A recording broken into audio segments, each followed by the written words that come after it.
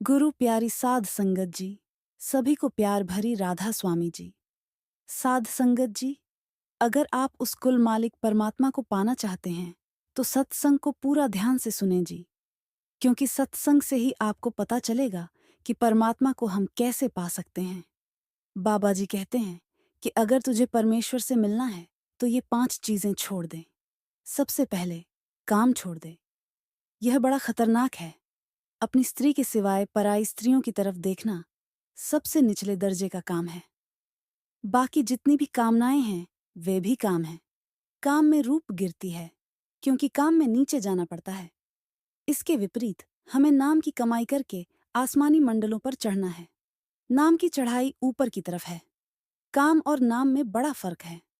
संत कबीर साहिब जी मौका देते हैं, जहां काम तहां नाम नहीं, जहां नाम नहीं काम, दोनों कभू न मिले, रबी रजनी एक थाम।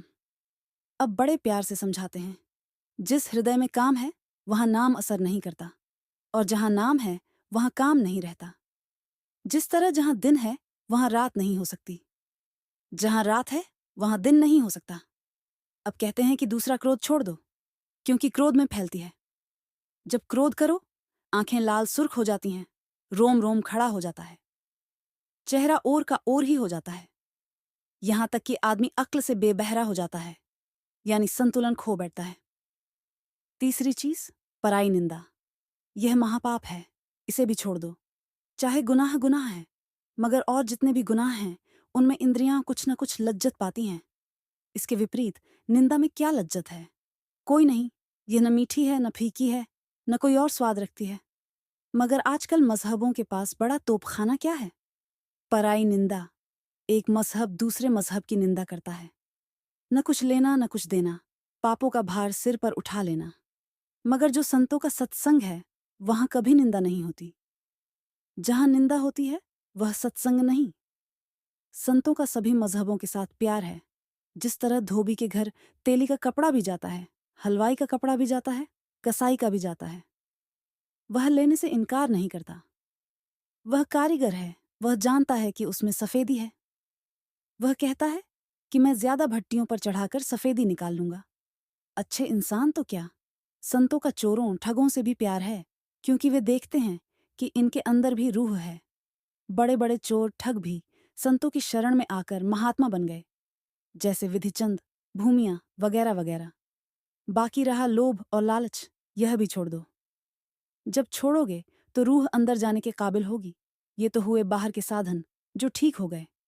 इसके अलावा और परहेज भी है। वे आगे कहते हैं, भ्रम का संगल तोड़ निराला, हर अंतर हर रस पाया। हमारे इस वजूद के 4 हिस्से हैं, पिंड, अंड, ब्रह्मांड और सचखंड। जो सचखंड है वह फानी देश है। वह न प्रलय में गिरता है न महाप्रलय में। जो अभ्यास करके एक बार वहां पहुंच जाए वह न कभी जन्म लेता है, न मरता है, न आता है, न जाता है। जो पिंड है इसमें 6 चक्र हैं। जो नाम मुक्तिदाता है वह इनमें नहीं है। इनमें देवी देवता हैं। योगशास्त्र, अष्टांग योग और अन्य ग्रंथ पढ़कर देखो, वे कहते हैं कि मूल चक्र में गणेश है, इंद्री चक्र में ब्रह्मा है, नाभि चक्र में विष्णु है, हृदय चक्र में शिव है, कंठ में शक्ति है, और आप आंखों के पीछे बैठे हुए हो। ये सब देवी देवता आपसे नीचे के चक्रों में बैठे हुए हैं। अगर योगियों ने इन 6 चक्रों को तय किया है तो सिर्फ वर्णात्मक नाम जप कर।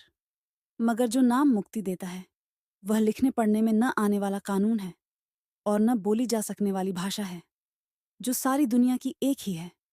आदमी जर्मनी का हो या रूस का हो, इंग्लैंड का हो या किसी और मुल्क का, वहां किसी मुल्क का सवाल नहीं। इसी तरह वहां कोई भाषा नहीं। वेद, शास्त्र और दूसरा जितना लिटरेचर है सारा भाषा में है, लफ्जों में है। इसीलिए कहते हैं कि इनमें नाम नहीं। नाम की महिमा है, नाम तुम्हारे अंदर है। यह वेद, शास्त्र और ग्रंथ कह रहे हैं कि नाम तुम्हारे अंदर है। मगर जब तक हम 9 दरवाजे खाली करके ऊपर न जाएं, वह नहीं मिलता।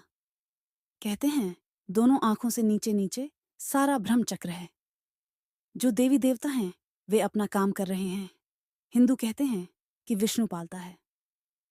जो खुराक हम खाते हैं वे मैदे में जाती है। मैदे में रगें लगी हुई हैं, कोई कानों को जाती है, कोई आंखों को, कोई दिमाग को, कोई मुंह को। इसी तरह कोई कहाँ। जब वह खुराक हजम होकर खून बनता है तो वह रगों के जरिए जिस्म के हर हिस्से को पहुंचता है। मानो विष्णु अपना काम करता है, लेकिन वह हिंदुओं को ही नहीं पालता, बल्कि मुसलमानों को भी पालता है, ईसाइयों को भी पालता है और दूसरे मजहब वालों को भी पालता है। अब कहते हैं कि जब आप इस भ्रम के चक्कर से ऊपर आओगे तो अंदर रोशनी हो जाएगी और नाम मिल जाएगा। स्थूल शरीर से संबंध टूट जाएगा और आप सूक्ष्म देश में आ जाओगे। जब आप एकाग्र होकर आंखों से ऊपर आ गए, तब आपको यह मालूम होगा कि आपका शरीर के साथ कोई संबंध नहीं, बल्कि यह शरीर अलग हो जाएगा। सबसे पहले तारामंडल आएगा, फिर सूरज और चंद्रमा आएंगे। वे इसे ही देवों और पितरों का मार्ग कहते हैं। जब इन्हें छोड़कर और ऊपर आ जाओगे तो आगे सद्गुरु खड़ा है। फिर सद्गुरु से नाम के बाकी दर्जों का पता लगेगा। निस्दाम जी चमक चंदा देखे, ज्योत निरंतर देखे। जब आप एकाग्र होकर आंखों के पीछे होकर ऊपर आओगे तो जिस तरह अंधेरी रात में बिजली की रोशनी होती है, अंदर रोशनी हो जाएगी। जैसे कि पहले अर्ज किया गया है, इसके आगे तारामंडल आएगा। यही तुलसी साहिब जी भी कहते हैं, गगन द्वार दिस एक तारा, अनहद नाद सुने झनकार। उधर हजरत इब्राहिम भी कह रहे हैं कि मैंने अपने अंदर तारा देखा है। तारामंडल के आगे सूरज और चंद्रमा आते हैं, जिन्हें लांग कर रूह को आगे जाना पड़ता है। यही हजरत मोहम्मद साहिब कहते हैं कि मैंने चंद्रमा के 2 टुकड़े किए। इस तारामंडल का जिक्र करते हुए गुरु नानक साहिब कहते हैं, राम यानी जब तारामंडल और सूरज चंद्रमा पार करोगे तो नाम का पता लगेगा। इसी तरह जब देवों और पितरों का मार्ग पार करोगे तो आगे सहस्रदल कमल में 1000 बत्ती की ज्योत मिलेगी। सहस्रदल कमल सूक्ष्म देश का हेडक्वार्टर है और इस दुनिया से कई गुना लतीफ सूक्ष्म है। वे इसी मकाम के मालिक के बारे में कहते हैं कि उसके सहस्त्र नाम हैं। मौजूदा हालत में अगर आपको कहीं जाना हो तो आपको रेल की या जहाज की जरूरत पड़ेगी, लेकिन अगर पर्दा खुल चुका है तो किसी भी चीज की जरूरत नहीं। फिर अगर अमेरिका जाना है तो जरा तवज्जो दो, झट अमेरिका पहुंच जाओगे। अगर अफ्रीका जाना है तो अफ्रीका पहुंच जाओगे। मतलब कि जहां भी जाना हो वहां फौरन पहुंच सकते हो। जब वहां सहस्रदल कमल में आओगे तो अपनी पहचान आएगी। जब तक अपनी पहचान नहीं आती तब तक परमेश्वर कहाँ? कोई कहता है कि वह परमेश्वर इस तरह मिलता है, कोई कहता है कि इस तरह मिलता है, कोई कुछ बताता है, कोई कुछ जबानी जमा खर्च करते हैं। पता किसी को भी नहीं, क्योंकि कोई गुरु नहीं मिला। जिस तरह अगर कुछ अंधे मिलकर धूल उड़ाएं तो उन्हें क्या पता लगता है कि वह कहाँ पड़ती है, उनके अपने ऊपर या किसी और के ऊपर। सो जब तक अंदर गुरु को प्रत्यक्ष नहीं करो तब तक समझ नहीं आती। यह जो हमारे ठाकुर द्वारों या धर्मशालाओं में आरती होती है, यह क्या है? तब आशी मुनि अभ्यास करके अंदर गए तो उन्होंने देखा कि वहां आरती हो रही है। 1000 बत्ती की ज्योत जल रही है। त्रिलोकी का मालिक निरंजन बैठा हुआ है। जब उन्होंने हमें अंदर ले जाने के लिए जिक्र किया तो हमें अंदर तो क्या जाना था, बाहर दिए की ज्योत जला ली और कान से और पीतल के घंटे और शंख बना लिए। अब कहते हैं कि जो सच्ची धर्मशाला और सच्चा ठाकुर द्वारा है वह आदमी के अंदर है। आगे फरमाते हैं, आनंद रूप अनूप स्वरूपा गुर पूरा दिखाया। यह अजीब और समझने वाली बात है कि गुरु क्या है। लोग शरीर को गुरु कहते हैं, मगर शरीर गुरु नहीं। शरीर फना है। यह न गुरु का रहने वाला है न शिष्य का, दोनों को ही फेंक देना है। जब तारामंडल और सूरज चंद्रमा लांग कर जाओगे तो गुरु मिलेगा। जब आप उसे एक बार अंदर प्रत्यक्ष कर लोगे तो वह सारी उम्र आपके साथ रहेगा। जब अंदर गुरु आ जाएगा तो वह कहेगा, पकड़ो नाम को और ऊपर चलो। चाहे किसी कौम के होकर जाओ, किसी मजहब के होकर जाओ, जो रूहानी राह है वह सबके लिए एक ही है। जब तक हम वजूद में बैठे हैं, हमारे अलग अलग ख्याल हैं, अलग अलग मजहब, अलग अलग सोसाइटियां हैं। अंदर बड़ा अजीब इंतजाम है और आपकी दौलत है। जो अंदर गुरु का स्वरूप है वह अति सुंदर और अति प्यारा है। आदमी गुरु को मिले बगैर आंखों तक जा सकता है, मगर आगे नहीं जा सकता। जब तक पूरा गुरु न मिले उसका नूरी स्वरूप भी अंदर नहीं आएगा। जो खुद अंदर नहीं गया वह दूसरे को कैसे ले जा सकता है? इसीलिए कहते हैं कि पूरा गुरु हो। कामिल मुर्शिद हो। मैं कहता हूं कि चाहे उसकी तलाश में एक जन्म भी लग जाए, परवाह नहीं। जब पूरा गुरु मिल जाए, फिर तहकीकात करने की जरूरत नहीं। आपके सत्संग में बहुतेरे स्त्री और पुरुष ऐसे हैं जिनके गुरु हर वक्त साथ रहता है। आगे फरमाते हैं, जब आप अंतर सद्गुरु के चरणों तक पहुंच जाओ और अपने आप को उसके हवाले कर दो, तो वह कहता है कि मालिक के दरबार में चलो। अब सवाल पैदा हुआ कि वे कौन सी राह ले जाते हैं। कहते हैं, सबसे पहले तुरिया पद में, इससे उठकर ब्रह्मा में, फिर ब्रह्मा से उठकर पार ब्रह्मा में। ब्रह्मा के देश में सुबह के सूरज जैसी रोशनी है और पार ब्रह्मा के देश में कार्तिक की पूर्णमासी की तरह रोशनी है। हालांकि उसका नमूना कोई नहीं, फिर भी समझाने के लिए कहना पड़ता है। कहते हैं, बाहर के 12,000 सूरज इकट्ठे करो तो ब्रह्मा के एक सूरज की रोशनी बनती है। जब तक सतगुरु साथ न जाए, यह अंदर एक कदम भी नहीं जा सकता। सद्गुरु पूरा होना चाहिए। इसके विपरीत, जिन्हें पूरा सद्गुरु नहीं मिला, तो जहां तक वह खुद जाता है, वहां तक अपने सेवकों को पहुंचाकर चुप हो जाता है। अगर कोई उस्ताद तक पढ़ा हुआ है, तो वह अपने फकीरों को एंट्रेंस तक पढ़ाकर चुप हो जाएगा। इसीलिए संत कहते हैं कि कामिल मुर्शिद हो। अब गुरु नानक साहिब कहते हैं कि सतगुरु इस राह ले जाते हैं। एक सत्संगी ने हुजूर महाराज जी से सवाल किया, स्वीकार सुर दीपक नारे, इसका क्या मतलब है? महाराज जी ने कहा, आपके अंदर पहले दीपक यानी ज्योत आएगी, फिर जब सहस्र दल कमल को तह करके ब्रह्मा में पहुंचोगे तो सूर यानी सूरज मिलेगा, और जब पार ब्रह्मा में पहुंचोगे तो एसएससी यानी पूर्णमासी का चंद्रमा नजर आएगा। एक सत्संगी ने फिर सवाल किया, हुजूर महाराज जी, घर के मायने वजूद है? महाराज जी ने कहा, हाँ, और क्या ये सारी दौलत हमारे अंदर ही है? क्या कहते हैं गुरु नानक साहिब? कार में कार दिखाई दे सो सतगुरु पुरख सुजान। पंच सबद, कार तो दरवाजे, शब्द निशान। जो आपका घर यानी सचखंड है, वह इसी घर के अंदर है। यही वेदों में भी लिखा है कि आरती वर्णन। एक सत्संगी ने हुजूर महाराज जी से सवाल किया, हुजूर महाराज जी, ब्रह्मा का रंग कैसा है? महाराज जी ने आंसर किया, ब्रह्मा का जो नूर है, हम उसे बयान नहीं कर सकते। फिर भी इशारे के तौर पर सुबह के सूरज जैसा कहा है। गुरबाणी में भी यही आता है, एक को सर्व सिद्ध कर लाल। तब चतुर पात्रों आयो कि पहले स्थान को तय करके जब दूसरे स्थान त्रिकुटी पर पहुंचे तो उसका प्रकाश लाल है और वहां 4 दल का कमल है। आर्षियों ने चारों महावाक्य वहीं से लिए हैं। आगे फरमाते हैं, देख आदिसत रहो, लीवलागी सब त्रिभुवन भ्रम सब आया। अब शिष्य पूछता है कि जीव, सूरज, चंद्रमा और वह देश दृश्यमान है? तब गुरु साहिब जवाब देते हैं कि नहीं, वे अदृष्ट हैं। वे इन आंखों का मजमून नहीं। सारी त्रिलोकी तुम्हारे अंदर है, खंड ब्रह्मांड अंदर है, अंदर कीर्तन हो रहा है, मगर वे आंखें और हैं, वे कान और हैं जिनके द्वारा ये चीजें देखी और सुनी जा सकती हैं। यही गुरु अंगद साहिब कहते हैं कि जो देखना करना, सुनना वहां। यह शरीर नहीं जाता, यह आंखें नहीं जाती, न ही ये कान काम देते हैं। जब मंसूर को सूली पर चढ़ाने लगे तो पहले हुक्म हुआ कि इसे पत्थर मारो। सभी ने पत्थर मारे। मंसूर चुपचाप खड़ा पत्थरों की मार सहता रहा। शेख शिबली उसके राज से वाकिफ था। उसने सोचा कि अगर मैंने पत्थर मारा तो इसे लगेगा, और अगर मैं नहीं मारता तो शाही गुस्सा होता, यानी मुझ पर उतरता है। यह सोचकर उसने एक फूल मारा तो मंसूर कहता है, हाय हाय, जितनी तकलीफ तेरे फूल से हुई है, इतनी इनके पत्थर मारने से नहीं हुई, क्योंकि तू मेरे राज से वाकिफ था, मगर ये लोग नावाकिफ हैं। आखिर उसके हाथ कांटे गए। कहता है, मुझे इन हाथों की जरूरत नहीं, क्योंकि मेरे पास वे हाथ हैं जिनके जरिए मैं अर्श के कंगूरे पर चढ़ता हूं। फिर पैर काटे तो कहता है, मुझे इन पैरों की भी जरूरत नहीं, क्योंकि मेरे पास वे पैर हैं कि अगर मैं चाहूं तो एक यहां, दूसरा मालिक की दरगाह में। फिर आंखें निकाले तो कहता है, मुझे इन आंखों की जरूरत नहीं, क्योंकि मेरे पास वे आंखें हैं जो बका को देखती हैं, यानी अविनाशी हैं।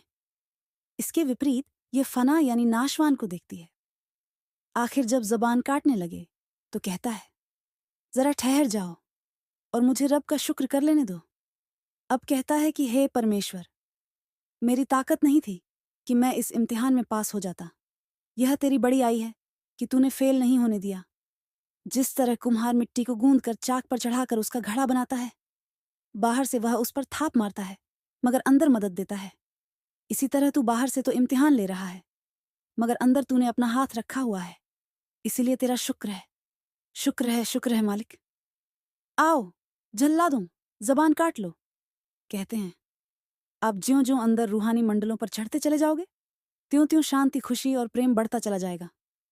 सारी त्रिलोकी ब्रह्मा, पार ब्रह्मा, मतलब कि सब कुछ आपके अंदर है, लेकिन है और दृश्य। आगे फरमाते हैं, अमृत रस पाए तृष्णा पाओ, जाय पाओ पद पावे, आप गवाए। हर एक आदमी के अंदर अमृत बरस रहा है। वह भले इंसान तो क्या, चोरों, ठगों, दुराचारियों और दूसरे पाप करने वालों के अंदर भी है, मगर आंखों के पीछे पर्दा लगाकर सबको बाहर निकाला हुआ है। न इन्हें उस अमृत का इल्म है, न ये कोशिश ही करते हैं। वह अमृत माया पी जाती है, काम क्रोध पी जाते हैं। हालांकि इनकी अपनी जायदाद है, मगर ये शराब, कबाब और दूसरे भोगों में लगे हुए हैं। इसके विपरीत अगर यह उस अमृत को पीते तो इनका जन्म मरण खत्म हो जाता, काम क्रोध सो जाते, माया मर जाती। मन लज्जत का आशिक है और अमृत के बराबर और कोई लज्जत नहीं। करोड़ों किताबें पढ़ लो, मन काबू में नहीं आता। इस दुनिया के करोड़ों जूते दो, मन संतुष्ट नहीं होता। अब यहां मन और रूह जुड़े हुए हैं। जब तक मन जाकर इस अमृत को नहीं पीता, रचता नहीं, तृप्त नहीं होता, रूह आजाद नहीं होती। जिस वली, जिस अवतार, जिस महात्मा ने मन को काबू में किया है, इसी लज्जत से। जब मन वश में आ गया, फिर आशा तृष्णा मर जाती है और जो जन्म मरण का खौफ है वह नहीं रहता। हमारा मन भी महदूद है और बुद्धि भी महदूद है, मगर जो यह दौलत है, मन और बुद्धि दोनों से परे है। जब अनुभव होगा, फिर यह मैं नहीं कहेगा, बल्कि तू कहेगा। उस अमृत को पीकर इसकी हालत ही और हो जाएगी। आगे फरमाते हैं, ऊंची पदवी, ऊंचा ऊंचा, निर्मल शब्द कमाया। अब बड़े प्यार से कहते हैं, जीते जी ब्रह्मा पार, ब्रह्मा में पहुंचना ऊंची से ऊंची अवस्था है। अब सवाल पैदा हुआ कि यह मिलती किस तरह है? तो गुरु साहिब जवाब देते हैं कि आपके अंदर है, जिसे गुरबाणी भी कहते हैं। उपनिषदों में आर्शी उद्गित कहते हैं, मुसलमान फकीर कलाम इलाही या नगमा आसमानी कहते हैं, वेद इसे नाद कहते हैं और हजरत ईसा इस ताकत को वर्ल्ड कहते हैं। अगर लफ्ज नाम हो तो फिर गुरु के पास जाने की क्या जरूरत है? अभ्यास करने की क्या जरूरत है? किताबें भरी पड़ी हैं, मगर नहीं, नाम का लफ्ज कोई और चीज है और बजाते खुद नाम कोई और चीज है। जिस तरह अगर मिश्री मिश्री कहें तो मुंह मीठा नहीं होता, इसके विपरीत अगर मिश्री खा लो तो मुंह मीठा हो जाएगा। इसीलिए मिश्री का लफ्ज कोई और चीज है, बजाते खुद मिश्री कोई और चीज है। इसी तरह जो राम है, ब्रह्म है, वह नाम है। जब तक रूह इस शक्ति के साथ स्पर्श नहीं करती, तसल्ली नहीं होती। वह हिंदुओं, मुसलमानों, ईसाइयों, मतलब कि सबके लिए एक ही है। आगे फरमाते हैं, अदृष्ट अगोचर नाम अपारा, तरस मीठा नाम प्यारा। आप बड़े प्यार से कहते हैं, वह नाम अदृष्ट है, इन आंखों से देखा नहीं जाता। अगोचर है, मन बुद्धि वहां नहीं पहुंच सकते। अति मीठा और अति प्यारा है, सबके अंदर है, मगर जिन्होंने मेहनत करके पर्दा खोल लिया, वे इससे फायदा उठा गए, जन्म मरण खत्म कर गए। बाकी खाली आए और खाली चले गए। उस ताकत को नाम कहते हैं। आगे क्या फरमा रहे हैं नानक को? जुग जुग हर जस दीजय, हर जपी अंत न पाया। अब श्री गुरु नानक साहिब से प्रार्थना करते हैं कि मालिक, तू मुझ पर यह कृपा कर कि मैं तेरा नाम जपता रहूं। मेरा मन और रूह युगों युगों तक तेरे नाम में लगे रहे। जो तेरा नाम है वह बेइंतहा है। आगे फरमाते हैं, अंतर नाम प्राप्त हीरा हर जपते मन मन तेरा। जो अंतर की कैफियत है उसे बयान करने के लिए लफ्ज नहीं मिलते। अब यहां पर गुरु नानक साहिब नाम की हीरे से तुलना करते हैं, क्योंकि दुनिया की कीमती से कीमती चीज हीरा है। अब हीरा मिट्टी है, पत्थर है, मगर नाम तो नाम है। वह लीला बयान है, बयान में नहीं आ सकता। सो कहते हैं, जब गुरु के दिए हुए नाम को जपने से वह हीरा रूपी नाम अंदर प्रत्यक्ष हो जाए तो मन से मन धीरज पा जाता है। मन की 3 हालतें हैं, या यूं कह दो कि मन 3 है। पहला पिंड मन है, इसकी वासनाएं मैली हैं। आगे अंडी मन है, वासनाएं तो इसकी भी कुछ ऐसी ही हैं, मगर वह दाना यानी स्याना दुश्मन है, इससे आगे नुजमन है। मतलब यह है कि जब आप नाम जपोगे, तीनों मन एक दूसरे से धीरज पा जाएंगे, शांति आ जाएगी। यही बाबा फरीद साहिब कहते हैं, फरीदा शक्कर खांड निवास गुड़ मक्खियों, मंजा दूध सब वस्तु मिठाइयाँ, रब न पूजन। दूध शक्कर मीठी है, खांड मीठी है, मिश्री मीठी है, गुड़ मीठा है, शहद भी मीठा है। दूध मीठा है, मगर जो लज्जत नाम की है वह इनमें नहीं है। वह नाम तुम्हारे अंदर है। आगे फरमाते हैं, 2 घट घट भाव भंजन पाइए, बाहर जन्म न जाया। अब कहते हैं कि यह घटी तो बड़ी मुश्किल है, जीते जी मरना है। लेकिन अगर एक बार चढ़ जाओ तो फैसला हो जाए। फिर कौन जन्म ले और कौन मरे, कौन आए और कौन जाए। लेकिन जीते जी मरना आसान नहीं, मन इंद्रियों को रोकना पड़ता है। अब जीते जी मरना यह पसंद नहीं करता, और जीते जी मरे बिना वह नाम नहीं मिलता। अगर यह तकलीफ उठाकर जीते जी मर जाए तो वह सारे दुखों को दूर करने वाला परमेश्वर इसे मिल जाए। आगे फरमाते हैं, भगति हेत गुर शब्द तरंगा, हरजस नाम पदारथ मंगा। अब गुरु नानक साहिब कहते हैं कि भक्ति के हेत, भक्ति हासिल करने वाला सामान या जिसके जरिए भक्ति मिल सकती है, गुरु और शब्द है।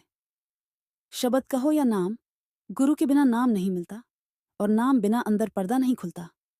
आगे फरमाते हैं, हर पावै गुरमेल मिलाए, हर तारे जगत सवाया। जब परमेश्वर किसी मजहब, किसी कौम, किसी आदमी को बख्शना चाहता है तो पहले उसका किसी रूहानी मंडलों पर जाने वाले महात्मा के साथ मिलाप करवाता है। उसे आप महात्मा कहो, योगी कहो, योगेश्वर कहो या उसका कोई और नाम रख लो। जब महात्मा मिला, उसने नाम दिया, हमने नाम की कमाई की, अंदर पर्दा खुल गया, मुक्ति हो गई। चाहे हिंदू होकर अंदर जाओ, चाहे मुसलमान होकर अंदर जाओ, चाहे किसी और कौम के होकर अंदर जाओ, जो परमेश्वर का कानून है वह सब के लिए एक ही है। वह किसी आदमी का बनाया हुआ नहीं, बल्कि परमेश्वर का बनाया हुआ है। युगों से चला आ रहा है। हम उसे ना बना सकते हैं, ना उसमें तब्दीली कर सकते हैं और न ही कमी कर सकते हैं। अंदर सब कुछ पहले ही बना हुआ है। परमेश्वर ने कुल आलम को तारने का एक ही तरीका रखा हुआ है। फरमाते हैं, जिन जप जपो सद्गुरु मत वाके, जम कंकरकाल सेवक पग ताके। कहते हैं कि जिन्होंने अपने मन की मति को छोड़कर सद्गुरु की मति ले ली, जो तरीका सद्गुरु ने अंदर जाने का बताया, उसके मुताबिक नाम जप कर अंदर पर्दा खोल लिया, फिर उनकी मौत के वक्त न काल आता है, न धर्मराय ही आता है, न यमदूत आते हैं और न ही हिसाब देना पड़ता है। सद्गुरु आता है और अपने साथ ले जाता है। जो हमारे पिछले जन्मों के कर्म हैं, उन्हें या तो प्यार से भोग लें या नाम के जरिए नाश कर दें और आगे से न करें। वेद शास्त्र और दूसरे ग्रंथ कहते हैं कि नाम कुल पापों का नाश करता है। गुरु अर्जुन साहिब ने भी फरमाया है, सर्व रोग का नाम। मेरा कई बार का तजुर्बा है कि नाम जपने वाले की मौत के वक्त यमदूत नहीं आते। उससे मरते वक्त इतनी खुशी होती है जितनी कि व्यास की भी नहीं होती। जिनके घर सत्संगी मरे हैं उनसे पूछो, मैंने बहुत सारी मौतें देखी हैं। वे यमदूत जो जान निकालते हैं और काल जिसके आगे कर्मों का रजिस्टर पेश होता है, नाम वाले उस राह ही नहीं जाएंगे जहां पर यह बैठे हुए हैं। आगे फरमाते हैं, उत्तम संगत गतिमत उत्तम, जग भव जाल पार तार। कहते हैं, ऐसे महात्मा जिनसे मिलकर यम और काल नजदीक नहीं आते, उनकी सोहबत बड़ी उत्तम है और उनका तरीका भी बड़ा ऊंचा है। अगर हम उनकी हिदायत के जरिए अंदर जाएं तो संसार समुद्र से पार हो जाएं और हमारा जन्म लेना मरना खत्म हो जाए। आगे फरमाते हैं, जल जगत सबद गुरु तरे, अंतर की दुविधा अंतर जरिए। अब गुरु नानक साहिब फिर उस मजमून को दोहराते हुए कहते हैं कि इस संसार रूपी समुद्र से तैरने के लिए 2 ही चीजें हैं, एक गुरु, दूसरा शब्द। जो महात्मा अंदर जाता है वही हमें ले जा सकता है। वह हमें नाम दें, हम नाम की कमाई करें। जितने महात्मा अंदर गए हैं, नाम शब्द की कमाई करके गुरु के बगैर शब्द नहीं मिलता और शब्द के बगैर अंदर पर्दा नहीं खुलता। वह शब्द गाने बजाने वाला नहीं, बल्कि लिखने पढ़ने में न आने वाला ज्ञान है। सारे खंड ब्रह्मांडों के जानों की जान है। उसे हासिल करने के लिए बाहर जाने की जरूरत नहीं। अगर दुनिया में कोई पूर्ण वेद, पूर्ण शास्त्र, पूर्ण मशीन है तो इंसान है। परमात्मा ने इसे अशरफुल मखलूक बनाया है। वह नर नारायण देह है। वेद, शास्त्र, ग्रंथ, पोथियां क्या हैं? ऋषि मुनि, संत महात्मा अंदर गए, कमाई की। जो नज़ारे उन्होंने अंदर देखे, हमारे हिदायत के लिए बाहर कागजों, मजहबी किताबों में ले आए। इसलिए जो कुछ वे कह रहे हैं वह हमारे अंदर का हाल है। उनमें इन नज़ारों का जिक्र है। नज़ारे बजाते खुद नहीं, वे तो जब आप अंदर जाओगे मिलेंगे।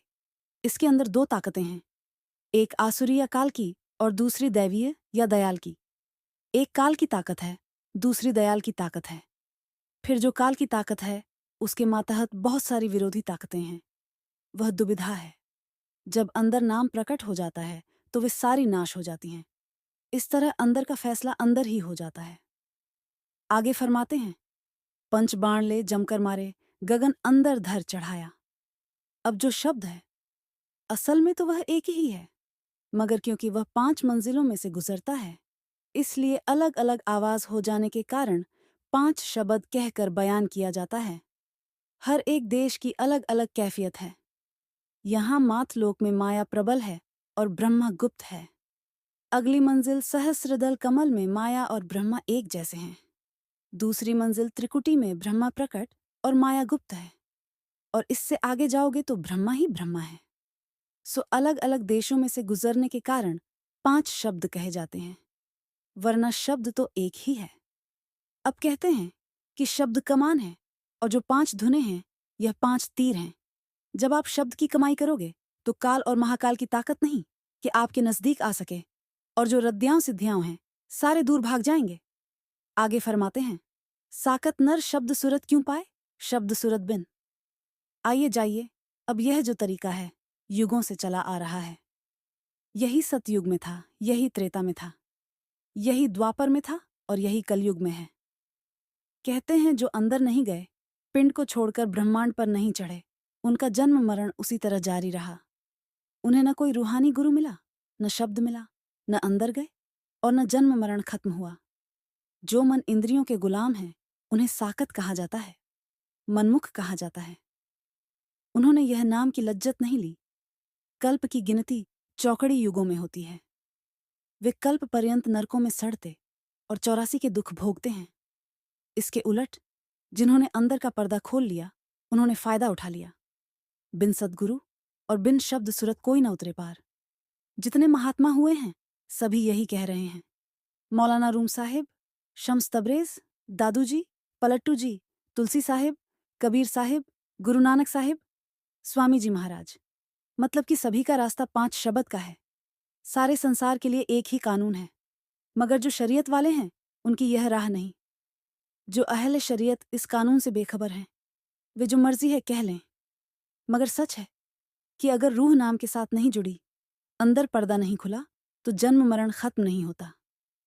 आगे फरमाते हैं, नानक गुरमुख मुक्त परायण हर पूरे बाग मिलाया। अब कहते हैं कि मुक्ति का रास्ता गुरमुख या कमाई वाले महात्मा से मिलता है, जो खुद रूहानी मंजिलों पर जाता है। वही आपको ले जा सकता है। आप उसे गुरमुख कहो, गुरु कहो, मतलब कि उसका कोई भी नाम रख लो, मगर कामिल टीचर कहीं कहीं हैं, आम नहीं, और वे बड़े भाग्य से मिलते हैं।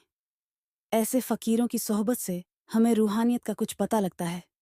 इसे कहते हैं कि मुक्ति देने वाला कामिल मुर्शिद यानी पूर्ण गुरु पूरे भाग्य से मिलता है। आगे फरमाते हैं, निर्बल सद्गुरु है रखवाला, भगति परापत गुर गोपाला। कहते हैं सद्गुरु हर मंजिल पर शिष्य के साथ है।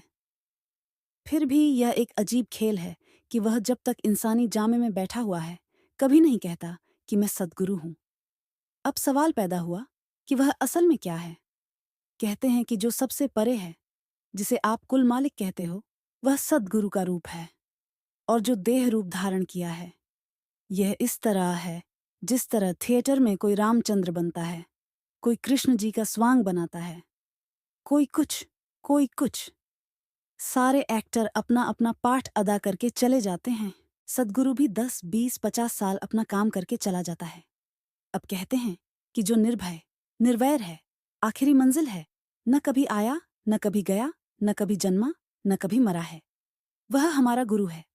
अब हमारी मर्जी है, हम उसे गुरु कहें, परमेश्वर कहें या कुछ और। वह शक्ति चोरों, ठगों, दुराचारियों और कई पाप करने वालों, मतलब कि सबके अंदर है, मगर वह दबी हुई आई और दबी हुई चली गई। जिस तरह विद्या की ताकत विद्यार्थी के दिमाग में मौजूद है, मगर जब तक कोई उस्ताद उस ताकत को नहीं जगाता, विद्या नहीं आती। इसी तरह वह परमेश्वर यानी नाम की ताकत हर एक आदमी के अंदर है, मगर उसके अंदर होते हुए भी यह कीड़ा पतंगा बनता फिरता है और दूसरी योनियों में दुख उठाता है। जब कोई रूहानी टीचर मिले, वह नाम दे, यह कमाई करके अंदर पर्दा खोले तो इसकी मुक्ति हो जाए। मगर इसकी मौजूदा हालत क्या है? एक महात्मा सुंदरदास जी हुए हैं, वे इसका जवाब देते हैं। एक समय वन में बसते मृगराज की नार ने कहा, जाओ, क्या कारण पाल के हाथ चले हो? ऊन लेकर छेरी के संग लायो, भूल गए कुल के पराक्रम, हुड़ भयो हरी दूब चराया सुंदर। ऐसे ही आत्मसंग, शरीर के आप बुलाए के जीव। कहा, एक दफा एक जंगल में किसी शेरनी ने बच्चे को जन्म दिया। इत्तेफाक से वह भेड़ चराने वाले के हाथ आ गया। उसने भेड़ बकरियों के दूध से उसकी परवरिश करनी शुरू कर दी। जब जरा सयाना हुआ तो उन्हीं के साथ चरने लग गया। एक दिन एक शेर आ गया। जब उसने यह नजारा देखा तो हैरान होकर कहता है, अरे अरे, भेड़ों में शेर? उसे जाकर कहने लगा कि तू शेर है। शेर के बच्चे ने कहा, नहीं, मैं भेड़ हूं। उसने कहा कि वह कैसे? शेर के बच्चे ने कहा, मैं यहीं जन्मा हूं, पला हूं, इन्हीं के साथ रहता हूं। शेर ने कहा, चल मेरे साथ। वह उसे एक पानी के तालाब पर ले गया और कहा, देख, मेरी और तेरी शक्ल एक है कि नहीं? शेर के बच्चे ने कहा, शक्ल तो एक जैसी ही है। शेर कहता है, मैं भी गरजता हूं, तू भी गरज। जब शेर गरजा तो शेर का बच्चा भी गरजा। जब दोनों गरजे तो वहां न भेड़े रहीं न चरवाहा रहा, सब भाग गए। यह तो है मिसाल। असली बात क्या है कि आत्मा शेर है, मन चरवाहा है और इंद्रियां भेड़े हैं। अब इसे अपनी खबर नहीं, यह मन और इंद्रियों के साथ भूली हुई है। जब इसे कोई अंदर जाने वाला टीचर मिल जाए, ये कमाई करके अंदर चला जाए, अपने आप को देख ले, तो मन और इंद्रियां सब भाग जाते हैं। इसका जन्म मरण खत्म हो जाता है। वह खाली करके तुरिया पद में पहुंच जाता है और फिर तुरिया पद को छोड़कर गुरु में समाता है। जिस तरह आदमी एमए पास करके किसी पेशे या किसी लाइन में जाने के काबिल होता है, इसी तरह वहां पहुंचकर रूहानियत की आली से शुरू होती है। मगर यहाँ इसका क्या हाल है? जिस तरह किसी गैस लैंप पर मैट के 10-20 पर्दे चढ़ा दें तो आप उसे रात के वक्त जिस कमरे में भी ले जाकर रखोगे, कोई रोशनी नहीं होगी। मगर जैसे जैसे पर्दे उतारते जाओगे, पर्दों में से रोशनी की किरणें छन छन कर बाहर निकलनी शुरू हो जाएंगी। जब सारे पर्दे उतर गए तो गैस लैंप पूरी रोशनी देगा। इसी तरह हमारी आत्मा पर पहले यह स्थूल पर्दा यानी शरीर है। जब अभ्यास करके तुरिया पद में जाओगे तो यह उतर जाएगा। अब आगे फरमाते हैं, नानक हर जस संगत पाइए, हर सहजे सहज मिलाया। कहते हैं, सहज समाधि की अवस्था महात्मा की सोहबत और संगति से मिलती है। सहज समाधि कोई छोटी अवस्था नहीं, बल्कि त्रिलोकी से परे है। जब आप अभ्यास करके आहिस्ता आहिस्ता अंदर जाओगे, सहज समाधि में पहुंच जाओगे। जो सहज समाधि है वह त्रिलोकी में नहीं, वह चौथे पद में जाकर मिलती है। अब आगे फरमाते हैं, अंतर बाहर सो प्रभ जाने रहे, चलते कराने। अब जिज्ञासु सवाल करता है कि अभी तक तो आप मालिक को अंदर ही अंदर बताते चले आए हो, क्या वह बाहर नहीं? तो श्री गुरु नानक साहिब जवाब देते हैं कि वह बाहर भी है और अंदर भी है। वह बाहर और अंदर एक जैसा है। मगर जब तक आप अभ्यास करके उसे एक बार प्रत्यक्ष नहीं कर लेते, तब तक वह बाहर नहीं दिखता। मिसाल के तौर पर जिस तरह दूध में घी है, अगर किसी ने दूध में से घी न निकाला हो तो वह कभी नहीं मानता कि दूध में घी है। वह कहेगा कि दूध दिखाई देता है, पर दूध में घी दिखाई नहीं देता। फिर दलील देता है कि घी में पूरियां पकती हैं, दूध में पूरियां नहीं पकती। दूध में नमक गल जाता है, घी में नमक नहीं गलता। अगर उसके सामने दूध को जमाकर बनाए दही, दही को मथक कर निकाले मक्खन, फिर मक्खन को गर्म करके बनाए घी, तो वह जब कहीं दूध देखेगा फौरन कहेगा, इसमें घी जरूर है, चाहे नजर नहीं आता। इसी तरह जिन महात्माओं ने कमाई करके पर्दा खोल लिया है, अंदर रूहानी मंजिलों पर गए हैं, उनके लिए अंदर और बाहर एक जैसा है। जिस तरह कमल का फूल पानी में रहते हुए भी सूखे का सूखा रहता है, पानी उसे गीला नहीं करता। आगे फरमाते हैं, राह चलते कराए, यानी यह अर्पित रहे, और जो मन हर वक्त चलायमान रहता है उसे खड़ा करें। जब तक मन खड़ा नहीं होता तब तक वह मालिक नहीं मिलता। आम तौर पर लोग कहते हैं कि खजाने पर सांप होता है। अब जब तक सांप पकड़ा न जाए या मारा न जाए तब तक खजाना नहीं मिल सकता। इसी तरह हमारे हृदय पर मन रूपी सांप बैठा हुआ है। वेद, शास्त्र और मजहबी किताबें गवाही देती हैं कि जो नाम का खजाना है खंड ब्रह्मांड है। वे मन के पर्दे के पीछे हैं। मगर डॉक्टर ऐतराज करते हैं कि हमने कई मुर्दे चीरे, लेकिन अंदर न कभी ब्रह्मा देखा है, न पार ब्रह्मा देखा है, और न कभी सचखंड देखा है। अब डॉक्टर भी सच्चे हैं और ग्रंथ पोथियों का कहना भी झूठ नहीं। डॉक्टर जड़ वस्तु को चीरते हैं, रूहानियत को नहीं चीरते। यह चीजें यानी खंड ब्रह्मांड सूक्ष्म और चेतन है और अभ्यास के जरिए देखी जा सकती हैं। इन आंखों का मजमून नहीं। सो कहते हैं कि हमारे हृदय पर मन रूपी सांप बैठा हुआ है जो हमें अंदर नहीं जाने देता, और जब तक हम अंदर नहीं जाते हमें कुछ नहीं मिलता। यह जितने वेद शास्त्र हैं, ग्रंथ पोथियां हैं, पढ़ना पढ़ाना है, सत्संग करना है, यह सब मन को वश में करने की दवा है। वह परमेश्वर अंदर भी है और बाहर भी है। अगर आप उससे मिलना चाहते हो तो मन को खड्डा करके अंदर चले जाओ। यह रब्बी ज्ञान है और अनादिकाल से चला आ रहा है। अब सारा शब्द खत्म करते हुए श्री गुरु नानक साहिब अंत की घड़ी में क्या फरमा रहे हैं? ऊपर आद सरब लोई, सच नानक, अमृत रस पाया त्रिलोकी तक काल है, महाकाल का ताल्लुक है। जब आप त्रिलोकी से पार चौथे लोक में जाओगे, वह असली से असली और सबका आदि मालिक आपको मिल जाएगा। साध संगत जी, ऐसी ही रूहानी सत्संग सुनने के लिए चैनल को सब्सक्राइब जरूर करें जी। राधा स्वामी जी।